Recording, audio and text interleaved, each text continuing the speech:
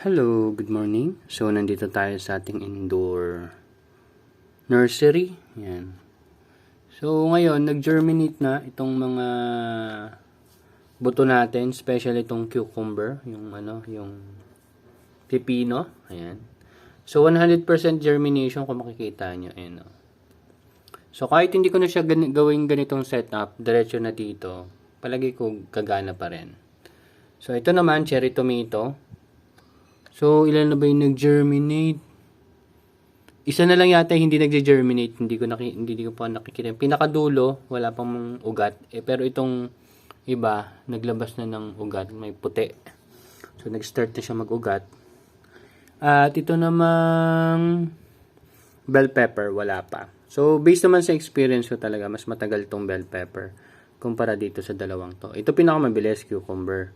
Ito, huli ng isang araw, tapos ito yung mga 2 araw pa siguro bago mag-germinate yan. Kung gagana yung ganitong setup sa bell pepper.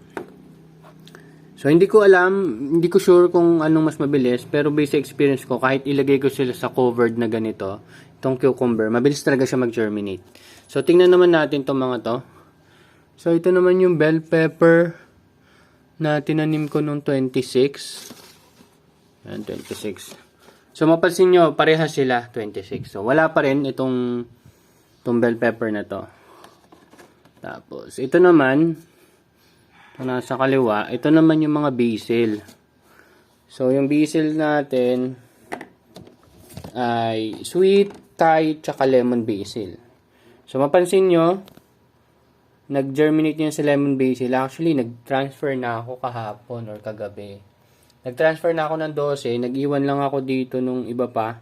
Kasi napansin ko hindi pa masyadong mahaba yung iba. Pero, okay na yun. Eh, buhay na nga sila eh. Oh, ayan, 12 sila. Buhay na sila dyan.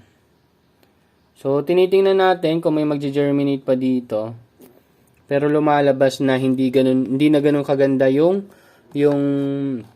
sweet tsaka Thai basil na purchase natin dati. So, tingnan naman natin tong isa. Ito yung medyo matcha-challenge tayo. Pero maganda daw to talaga pag napatubo mo na. Perennial herbs to. So, pwede mong alagaan ng sobrang tagal. May video ako nakita, umabot 3 taon na yata niyang alaga yon. Pero matagal. Unang harvest niya yata mga 4 months. Mga ganun. So, chives to. Chives. Yan. Hindi ko alam anong klaseng chives, but chives eh. Yung manipis yata yung ano niyan. Manipis. Parang spring onion yata, pero chives siya. So, ayan. Yung setup natin ngayon. So, tinatakpan ko lang kasi may mga yung iba, itong may mga takip. May butas kasi yung ilalim dati kasing ginamit ko sa microgreens. Kaya may butas ilalim. So, ito wala. So, may mga container kasi ako hindi nabutasan pa nun. Tapos ito, hindi ko sure kung ililipat ko pa to dun sa taas eh. Pero tingnan niya. Ito yata yung walang ugat eh. May ugat oh. Maliit lang. Pero hindi na siya dumami. Simula nung iniwan ko siya dito. Siguro nagtambo. Ayan. May ugat naman sila. Pero kasi ang dami ko na rin Thai basil dun sa taas.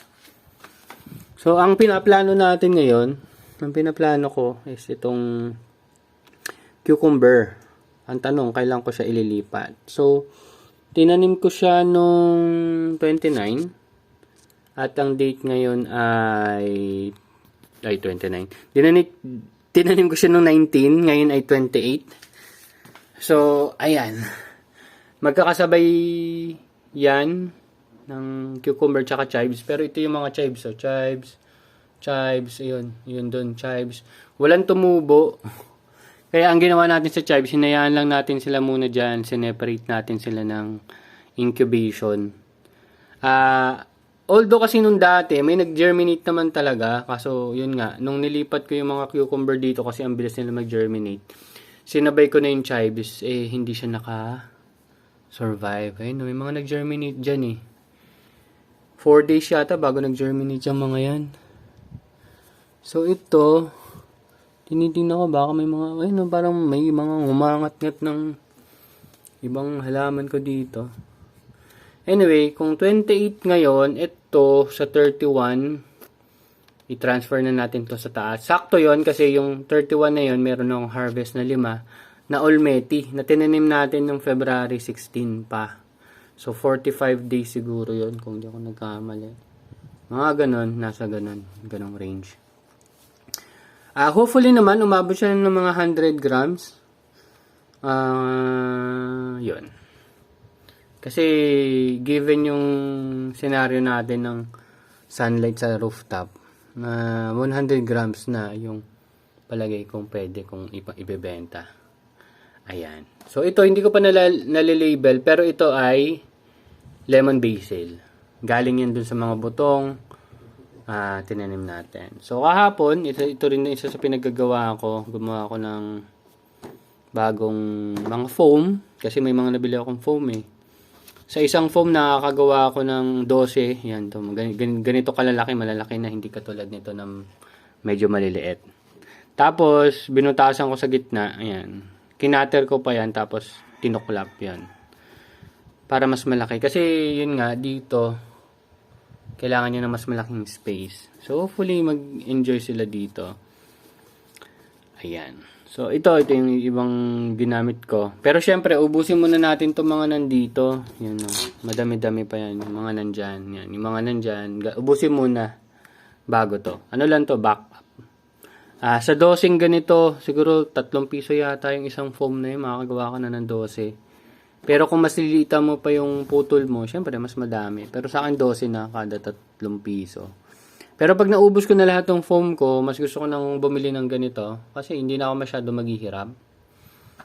Ito yung mga ganito. Yung mga ganitong foam. Yung made na. Mga 50 centavos lang naman yata itong isa nito.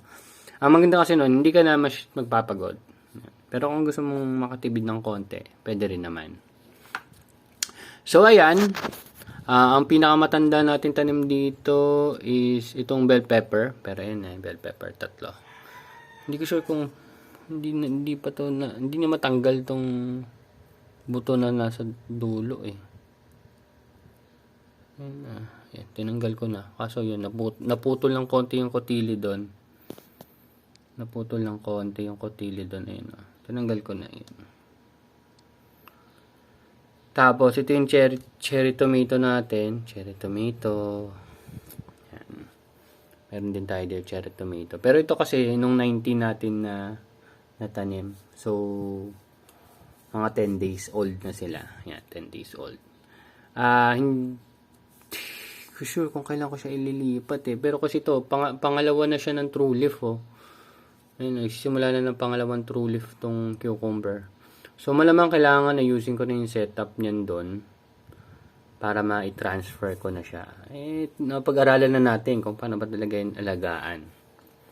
Since wala pa naman tayong experience sa ganyan. So, magandang dagdag experience yan. So, ito naman, sa 31, so, pagtanggal ko nito, ang papalit natin dito is red crystal. So, based naman sa experience ko currently ngayon, medyo mas mabagal talaga tumubo ang red crystal kumpara sa Olmeti. Hindi ko sure baka paabutin ko pa ng 55 days yon or 50 days. Pero titingnan ko. Maganda lang, pero maganda siyang tingnan kasi kulay pula siya. Ayun. Ayun lang naman. Wala naman tayo masyadong kakaiba ngayong ginagawa dito.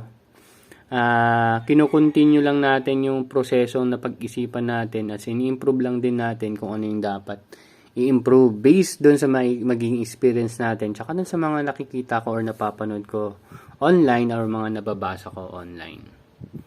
Yun lang, and kita-kita tayo sa susunod. Sana next month or next month puno agad dyan. Yan. Tapos, syempre dapat tuloy-tuloy yung production. So ngayon, pinapractice natin and ini-improve natin yung proseso. Stick lang tayo doon sa sistemang sinusubukan natin at ini-improve natin kung ano yung dapat i-improve. Bye-bye!